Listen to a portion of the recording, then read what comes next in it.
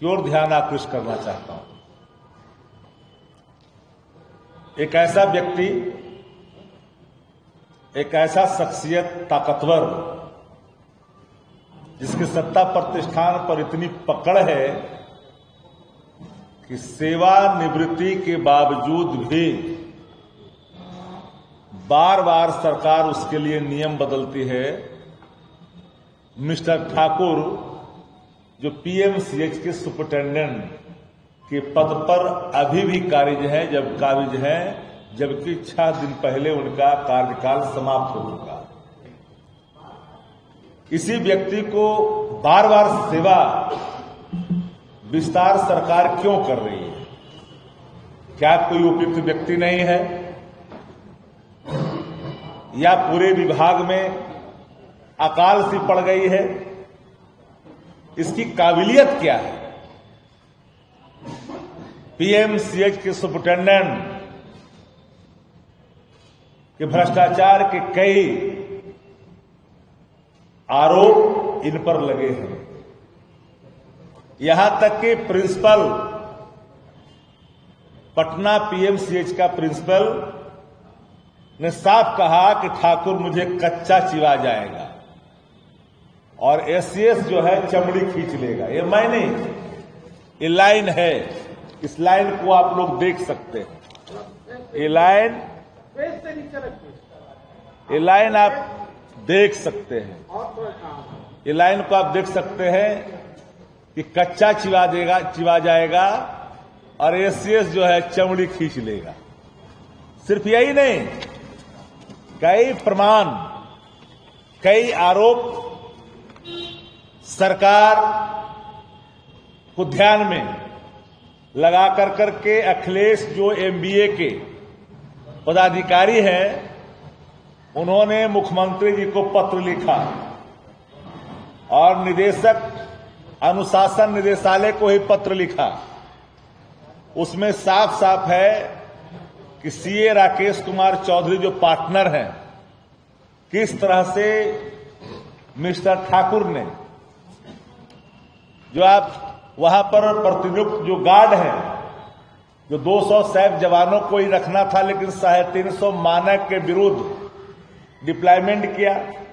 दवा के आरोप हैं, सफाई के आरोप हैं, लेकिन इसके बावजूद भी बिहार की सरकार और स्वास्थ्य महकमा मिस्टर ठाकुर को फिर से सेवा विस्तार की तैयारी कर रही है। ऐसी सूचना आ रही है कि आज मंगल है, कैबिनेट की बैठक है।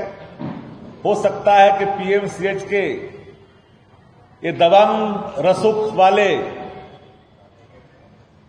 जो अधीक्षक हैं, उनको पुनः सेवा विस्तार किया जा सकता है। देखिए, माननीय मुख्यमंत्री जी के अचेत होने के कारण बेलगाम हुई अराजकता की जो स्थिति है, अराजक स्थिति जो शासन में आया है, प्रशासन में आया है, सरकार में आया है, ये बात साफ साफ है। और मुझे तो यह हैरानी लगती है कि जिस पर इतने गंभीर भ्रष्टाचार के आरोप लग रहे हो, ऐसे अधीक्षक को सेवा विस्तार क्यों कर मिला? सेवा विस्तार लगातार देते जा रहे हैं इसलिए कि भ्रष्टाचार की जड़ें बिहार के अंदर में इतनी नीचे तक पकड़ बना ली है कि हर भ्रष्टाचारी एक दूसरे भ्रष्टाचारी को संरक्षित कर रहा है। और इसमें सीएमओ भी अछूता नहीं है। भारतीय जनता पार्टी तो भ्रष्टाचार की वो जननी है जहां पर भ्रष्टाचार ही भ्रष्टाचार होता है। और ये आरोप मैं सिर्फ यो नहीं लगा रहा, आप सभी पत्रकार साथी हैं, आप जानते हैं कि ऐसे व्यक्ति को लगातार सेवा विस्तार के लिए क्यों? जब एलएनटी काम कर रहा है तो मानक यह सामने ला करके खड़ा करना कि अस्पताल का निर्माण हो रहा है, इसलिए इनका हम सेवा विस्तार कर रहे हैं। अरे अस्पताल का निर्माण तो एलएनटी कंपनी कर रही है, जो संवेदक है वो काम कर रही है, सरकार उसकी मॉनिटरिंग कर रही है। स्वास्थ्य विभाग के अंदर जो आधारभूत संरचना बनाने वाले जो निगम है, उन चीजों के इंजीनियर उसको देखरेख कर रहे हैं। क्या रोल है मिस्टर ठाकुर का? इस पर गंभीर भ्रष्टाचार के आरोप लगने के बावजूद भी सरकार इनको रखना चाहती है। कई ऐसे लोगों को रख करके वहां आतंक का वातावरण कायम कर दिया पीएमसीएच के अंदर में। पीएमसीएच मरीज को देखने के लिए अब नहीं जाना जाता है, दबंगाई के लिए जाना जाता है। जाकर उन परिजनों से पूछिए जो गरीब किसान मजदूर बीमारी की हालात में पीएमसीएच पहुंचते हैं, तो उनके साथ किस अमानवीय व्यवहार के साथ पेश आते हैं वहां के लोग। सुप्रिंटेंडेंट की हैसियत इतनी बड़ी है, विधायक क्या मंत्री का ही फोन नहीं उठाता। कहावत है गांव में कि सैया भय कोतवाल तो अब डर काहे का। क्योंकि भ्रष्टाचार का एक ऐसा गिरोह कायम कर लिया है पीएमसीएच के अंदर में, इसका बेनिफिशियरी ऊपर तक लोग हैं, डीके तक बेनिफिशियरी इसके हैं। जब डीके बेनिफिशियरी होगा, जो सुपर सीएम है बिहार का, तो भ्रष्ट अधिकारियों का सेवा निवृत्ति के बावजूद भी सेवा का लगातार विस्तार किया जा रहा है। ये भूले नहीं, इस देश के लोकतंत्र की जड़ें काफी मजबूत है। जनता चुनती है सरकार को। मैं बार बार कहता हूं कि for the people, by the people, of the people का कंसेप्ट है डेमोक्रेसी का। सत्ता जाने के बाद अगर दूसरी सत्ता आएगी तो ऐसे लोगों को पताल से भी ढूंढ निकालेगी। पताल में भी होंगे तो इनको जगह वहां से निकाल दिया जाएगा। नरकंकाल से भी सवाल पूछे जाएंगे। ये बहम में नहीं रहना चाहिए कि भ्रष्टाचार करके कोई बच जाए। भारतीय जनता पार्टी भ्रष्टाचार की परिभाषा ही देश के अंदर बदल दी है। जो भ्रष्टाचारी है उनके यार हो गए हैं। अब विपक्ष को परेशान करता है। विदाउट एविडेंस एक्शन के लिए जानी जाती है भारतीय जनता पार्टी, क्योंकि विपक्ष पर वो एक्शन करती है। आज सुप्रीम कोर्ट ने राज्य सरकार को नोटिस जारी किया है बीपीएससी के सवाल पर। देखिए भ्रष्टाचार की जड़ें किस तरह से मजबूत है।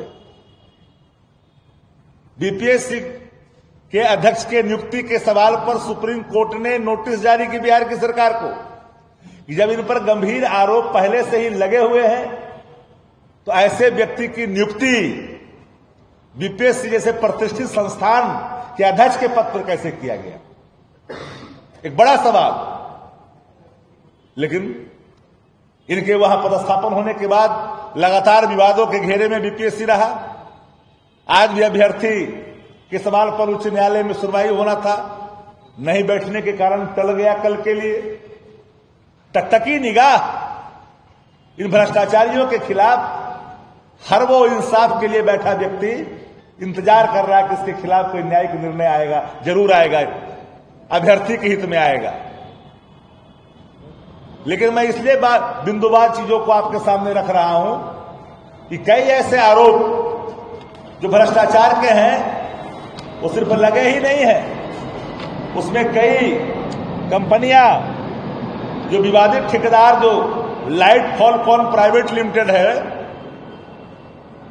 नियम के विरुद्ध विवादित ठेकेदार light Falcon private limited Patna को इनको दिया गया है, काम करने का मौका दिया, लूटने की नीयत से, घोटाले की नीयत से। और इस संदर्भ में पत्राचार करने के बावजूद भी आपको विवादित ठेकेदार के प्रश्नगत प्रमाण पत्र दिनांक 15 सितंबर 2023 में बढ़ा कर बड़े भ्रष्टाचार के तहत 740-50 करोड़ का मामला है ठेका दिलाने का, सारे नियमों को शिथिल करते हुए। इसलिए पूरे पीएमसीएच में जो अराजकता की स्थिति है,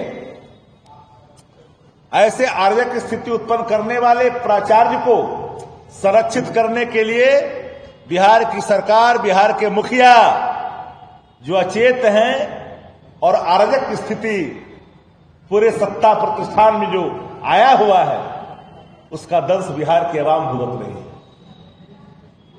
हम जानना चाहते हैं, सरकार से जवाब जानना चाहते हैं कि बिहार के अंदर में अधीक्षक के योग्य अन्य अधिकारी हैं कि नहीं हैं। पीएमसीएच पर पटना के लोगों का विश्वास रहता है, एक प्रतिष्ठित अस्पताल, बड़ा अस्पताल, जहां गरीब किसान मजदूर जो पीड़ित हैं, जो अस्वस्थ है, वो जाकर के चिकित्सा के लिए जाते हैं। लेकिन वहां जिसको बैठाकर रखा है वो भ्रष्टाचार को प्रतिदिन जन्म देता है। ऐसे भ्रष्टाचारियों को क्या सरकार पुनः सेवा विस्तार देना चाह रही है? तो इन सारे सवालों का जवाब सत्ता प्रतिष्ठान को देना होगा। अराजकता के सवाल पर, भ्रष्टाचार के सवाल पर नेता प्रतिपक्ष आदरणीय तेजस्वी जी ने कई सवाल लगातार, आप पुलिस की अमानवीय व्यवहार, भ्रष्टाचार, बेविचार, अनाचार के सवाल पर लगातार सवाल उठाते रहे। गैंग रेप, लूट, हत्या, सारी घटनाओं का लगातार बुलेटिन जारी करते रहे, लेकिन सत्ता प्रतिष्ठान के कान तक जू नहीं देखता। हमारे नेता तेजस्वी जी जब भी कोई सवाल सामने खड़ा करते हैं तो दुम दबा करके सत्ता प्रतिष्ठान में बैठे लोग भाग जाते हैं। सवालों का जवाब देने के बजाय चुपचाप थोथी दलीलें सामने प्रकट करते हैं, लेकिन उनके पास कोई तार्किक वक्तव्य नहीं होता है।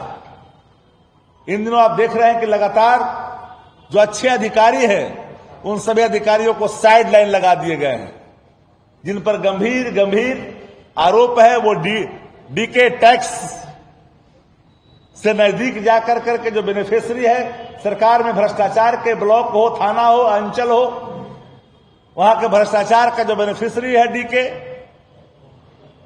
वहां तक पहुंच बना कर करके अपना पदस्थापन मलाईदार जगहों पर। लेकिन एक बात मैं आप लोग के माध्यम से सरकार में बैठे अधिकारियों से निवेदन पूर्वक कह देना चाहता हूं कि अच्छा अधिकारी वही होता जो लॉयल्टी टू चेयर होता है।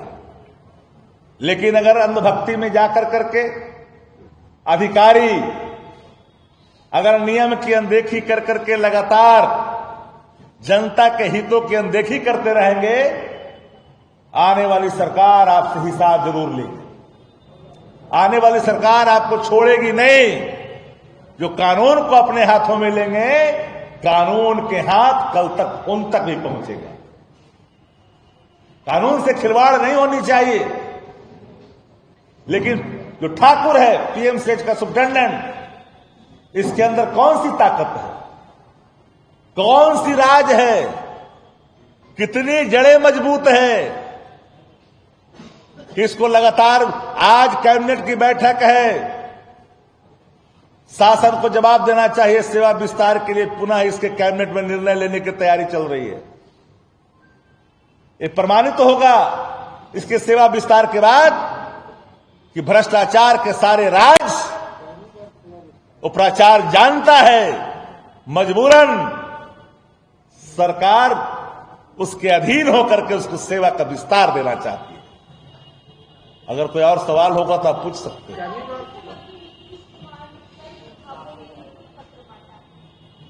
वही नियुक्ति पत्र बांट रहे माननीय मुख्यमंत्री जी,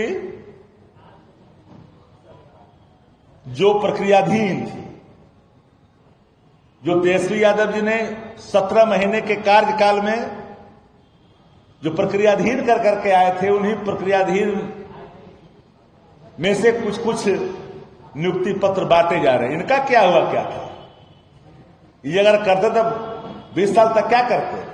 भारतीय जनता पार्टी 17 वर्षों के साथ थी तो कुछ कर रहे थे क्या? तो बताइए, कोई प्रमाण है तो बताइए। ये तो कॉन्ट्रैक्ट वाली सरकार थी पहले, ठेके पर सरकार और ठेके पर लोग। उस निर्णय को बदल कर करके 4.5 लाख लोगों को, नियोजित शिक्षकों को राज्यकर्मी का दर्जा दिया गया। ये बड़ा फैसला आप लोग को याद होगा, यहाँ कई पत्रकार हैं उनको याद होगा। मरहूम उप मुख्यमंत्री जो दुनिया में नहीं रहे, नीतीश जी के साथ थे, वो कहते थे भगवान भी आएंगे तो नियोजित शिक्षकों को राज्यकर्मी का दर्जा नहीं दे सकता है। लेकिन उसको सत्य कर करके दिखाया तेजस्वी जी ने। और हम लोगों ने जो बातें कही, चाहे वो कला संस्कृति का सवाल हो या टूरिज्म का सवाल हो, स्वास्थ्य का सवाल हो, नगर विकास का सवाल हो, शिक्षा का सवाल हो, खेल का सवाल हो, सब राजस्व कोटे के विभागों की मैंने चर्चा की है। आईटी डिपार्टमेंट हो, उनके डिपार्टमेंट में कहां कोई ऐसे लकीरें खींची गई। इसलिए वो लोग क्या करेंगे, तो वही प्रक्रिया धीरे करके जो आए हैं उसी में काम चला रहे हैं अपना, उसी में अपना बांट बांट के खा रहे हैं। हमें लगता है कि जो कह रहा है कि 2019 की बहाली तो इतना देर कैसे हो गई।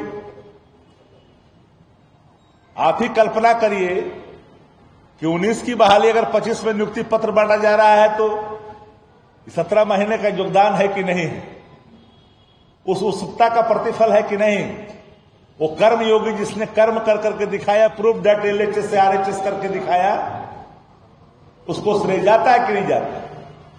वरना 19 में 20 में तो मुख्यमंत्री जी कहे थे, याद हुआ कटिहार में पूर्णिया में, कि मेरी अंतिम, ये मेरा अंतिम है चुनाव। ऊपर वाला देख रहे हैं।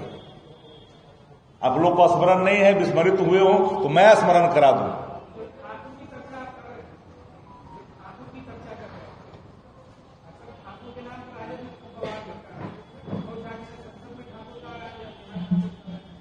नहीं, हम तो ठाकुर की बात कर रहे हैं जो वहां अधीक्षक है।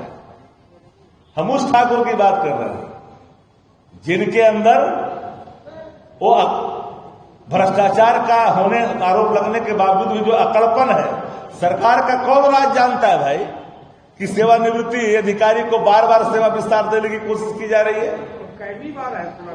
नहीं, एक बार हो चुका है, सेवा समाप्त हो चुका है। उस विस्तार की अवधि 6 दिन पहले समाप्त हो चुका है। ये बात आप लोग जानकारी प्राप्त कर लीजिए। ये दूसरी बार की तैयारी हो रही है, कैबिनेट की बैठक में लाने की तैयारी है। ये गंभीर सवाल है। क्या विभागों में और कोई अधिकारी नहीं है? कौन सा राजदार है ये किसको लाभ पहुंचा रहा है?